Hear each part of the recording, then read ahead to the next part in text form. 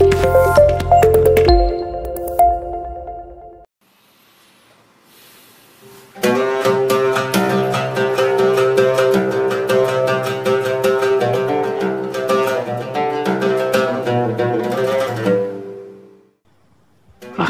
belum masak, macam-macamlah yang teringat. Padahal kita dalam sembahyang. Ini apa arti sembahyang tadi lagi? Ini sudah mulai berbahaya ini. Banyak orang yang tidak meninggalkan sembahyang, tapi tidak ada bekas dari sembahyang itu kepada kehidupannya. Di dalam sembahyang kita baca inna salati wa nusuki wa mahyaya wa mamati lillahi rabbil alamin. Sesungguhnya sembahyangku dan ibadatku dan hidupku dan matiku sama sekali terserah kepada Allah. Ini dirasakan dalam hati, bukan cuma disebut di dalam mulut. Sebagaimana dikatakan, bukan jadi lip service sebagai sapu tangan penggosok-gosok mulut, bukan begitu. Yang dari hati. Kalau sudah dari hati yang khusyuk, ini berbekas kepada kehidupan. Aku tak takut menghadapi segala keadaan dalam hidup, sebab hatiku bertali dengan Tuhan. Dari Tuhan aku datang, kepada Tuhan aku akan kembali. Ini namanya hati yang khusyuk. Tapi kalau sekiranya bacaan tetap fasih, tapi tidak ada lagi dari hati, melainkan rutin saja. Mayang 5 waktu sehari semalam, tapi tidak merubah kepada perangai tandanya sembahyang tadi tidak khusyuk. Ini yang pertama kita minta kepada Tuhan. Janganlah sampai kita mempunyai hati yang tidak khusyuk, hati yang tidak teringat kepada Allah. Kalau hati tidak ingat lagi kepada Allah, maka segala pekerjaan yang terlarang sudah ringan saja kita mengerjakan. Menipu, berdusta, membujuk orang lain mengerjakan perbuatan yang salah, mencela, memaki. Itu karena tidak ingat kepada Allah, cuma ingat kepada diri sendiri saja. Ini yang pertama.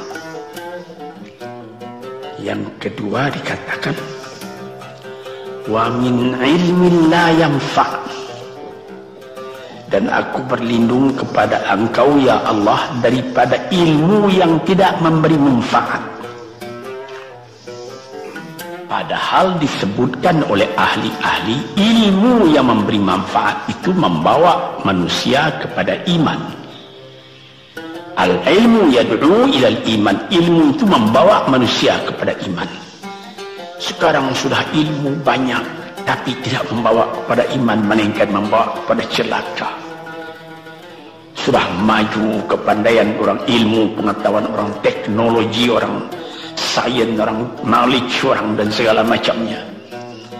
Tapi tidak ada manfaatnya kepada manusia. Cuma bahaya karena ilmu tadi yang datang kepada manusia. Sebagaimana ilmu manusia di abad ke-20 yang sangat penting, yaitu tentang tenaga atom. Maka timbullah bom atom, bom hidrogen,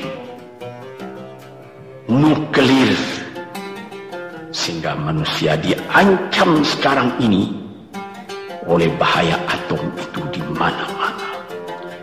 Apabila kita lihat di televisi bagaimana mengadakan demonstrasi di Australia, di Jerman Barat, di tempat-tempat yang lain, melihat bagaimana bahaya atom itu kalau terjadi perang dunia yang ketiga. Ya Rabbi ya Karim, bom atom yang jatuh di Hiroshima itu belum ada artinya dibandingkan dengan bom yang sekarang, yang sedang disimpan oleh kerajaan-kerajaan, oleh negara-negara besar untuk menghancurkan. Nah ini ilmu ini. Tetapi ilmu yang membawa bahaya, bukan saja tidak memberi manfaat, bahkan memberi bahaya. Di sini terasa oleh kita bahwa ilmu yang ada itu pun mesti dikembalikan atau dikendalikan oleh iman. Kalau tidak, maka nyawa manusia ini akan dipandang sebagai sampah saja. Jatuhkan satu bom hidrogen ke dalam kota Jakarta ini, na'udzubillahi min dzalik. Umpamanya dimasukkan ke kota Jakarta ini satu bom hidrogen saja, itu sudah habis penduduk Jakarta yang lebih dari 5 juta ini. La haula wala quwata illa billah. Ini diminta kepada Tuhan, ya Allah, majulah ilmu manusia, majulah teknologi manusia, tetapi jangan hendaknya kemajuan itu membawa kepada bahaya. Jangan ilmu pengetahuan itu membawa kepada yang tidak memberi manfaat. Ini doa yang kedua kepada Allah Tuhan sarwa sekalian alam. Yang ketiga disebut lagi, wa min nafsin la tashba'u, dan aku berlindung kepada Allah daripada nafsu, daripada diri, daripada ego, daripada tiap-tiap masing-masing diri ini yang tidak merasa kenyang. Ini juga bahaya besar. Inilah yang menimbulkan penjajahan di dunia. Inilah yang menimbulkan, disebut dalam bahasa Arab, al-ghazwul fikri, penjajahan. Sesudah Perang Dunia Kedua sudah banyak negeri-negeri yang merdeka, tetapi sekarang timbul lagi penjajahan baru. Apa? Penjajahan fikiran. Sehingga bangsa yang merdeka tadi tidak merdeka lagi fikirannya. Dia merdeka di dalam meniru kepada bangsa yang lebih kuat. Itu namanya terjajah juga. Jadi tuan-tuan yang terhormat, apa pangkalnya ini? Daripada nafsu serakah manusia. Nafsu serakah manusia sebagaimana tersebut di dalam hadis.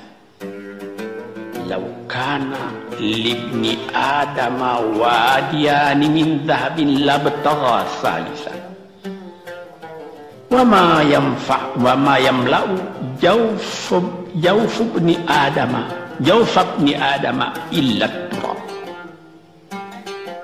Kalau manusia itu mendapat suatu lembah yang penuh dengan kekayaan emas, suatu lembah, dia ingin supaya mendapat satu lembah lagi yang penuh juga dengan emas. Dapat 2 lembah, dia minta 3 lembah lagi yang penuh dengan iman. Nafsu manusia tidak pernah kenyang. Padahal akhirnya kalau dia sudah menutup mata, tidak ada yang akan memenuhi perutnya melainkan tanah. Saya teringat akan cerita yang disampaikan oleh Graf Leo Tolstoy, pujangga Rusia yang terkenal,